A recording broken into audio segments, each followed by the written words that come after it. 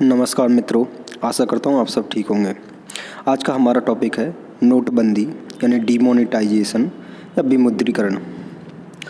तो नोटबंदी क्या होता है या विमुद्रीकरण क्या होता है? वर्तमान में प्रचलित जो मुद्रा है उसको चलन से बाहर कर देना, उसके स्थान पर किसी दूसरी मुद्रा को लाना, ये क्या कहलाता है? विमुद्रीकरण या नोटबंदी कहलाता है। भारतीय इतिहास में स्वतंत्र भारत के बाद में 3 बार डिमोनेटाइजेशन हुआ है।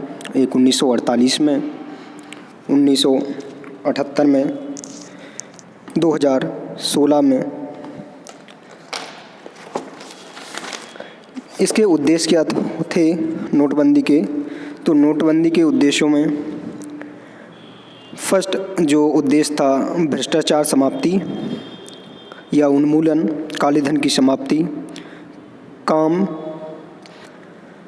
जो नकदी है उसको चलन में कम लाना या नकदी जो चलन में थी उसमें कमी करना, डिजिटल अर्थव्यवस्था को बढ़ावा देना, अर्थात जो पेमेंट है चाहे वो फ़ोनपे के थ्रू हो, पेटीएम के थ्रू हो आदि के माध्यम से या नेट बैंकिंग को बढ़ावा देना, ये डिजिटाइजेशन है, अर्थव्यवस्था का डिजिटलीकरण है। तो डिजिटल अर्थव्यवस्था को बढ़ावा देना इसका एक उद्देश्य रहा है।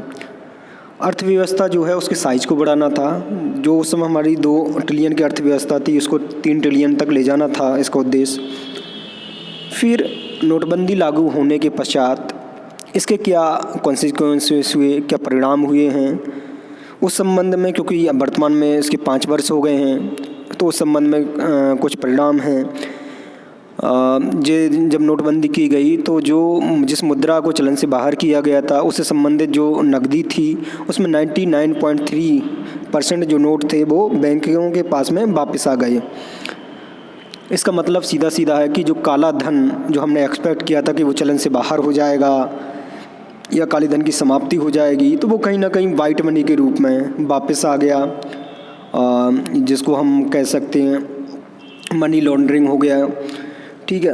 एंड ये भी एक्सपेक्ट किया गया था कि टैक्स रिटर्न जो है वो बढ़ जाएगा, परंतु ये तो देखा गया कि टैक्स रिटर्न फाइल करने वालों की संख्या तो बढ़ी किंतु टैक्स देने वालों की जो संख्या है वो नहीं बढ़ी। नकदी चलन जो है उस समय जितना था आज वर्तमान स्थिति में उससे ज़्यादा है। और इससे पहले भी 2016 से पहले 1948 में जब नेहरू सरकार थी उस समय किया गया डीमोनेटाइजेशन हो, या उसके बाद में जनता सरकार में जब मोरारजी देसाई की सरकार थी उस समय 1978 में किया गया डीमोनेटाइजेशन, वह भी असफल रहा था। और वर्तमान में 2016 में जो किया गया डीमोनेटाइजेशन मोदी सरकार द्वारा वो भी असफल रहा। इसके उपसंहार या कंक्लूजन की बात करें तो क्या चीज़ इसमें निकला है, तो हमने देखा कि जब डिमोनेटाइजेशन किया गया नोटबंदी, लोगों को अपना व्यवसाय छोड़ के पैसों की ज़रूरत के लिए एटीएम की लाइनों में, बैंकों की लाइनों में लगना पड़ा। लोगों ने जब इस चीज़ का विरोध किया तो उनको ये कहा गया कि जो सैनिक हैं वो बॉर्डर पर खड़े रहते हैं और वो नहीं करते, तो राष्ट्रभक्ति के नाम पर जो है कहा कि अगर बैंकों में लगना पड़े काले धन को समाप्त करने के लिए या जो समानता अर्थव्यवस्था उसको या फिर जो टेरर फाइनेंसिंग उसको समाप्त करने के लिए अगर लाइन में लगना पड़े तो ये राष्ट्रीय एकता के लिए ज़रूरी है और आपको इसको पालन करना चाहिए। लोगों ने उसके नाम पर इसका एक तरीके से परसेप्शन बनाया। फिर इसके बाद में जब ये नहीं चला तो आगे उसने कहा कि डिजिटल अर्थव्यवस्था जो है इससे वो बढ़ रही है।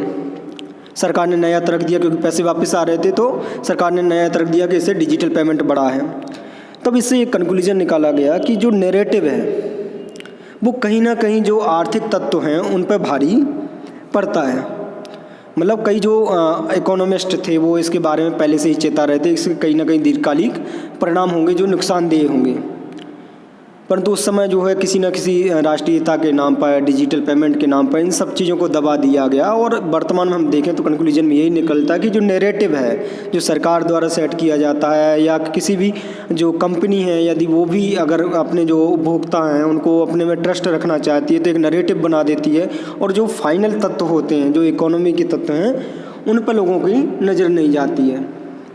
धन्यवाद।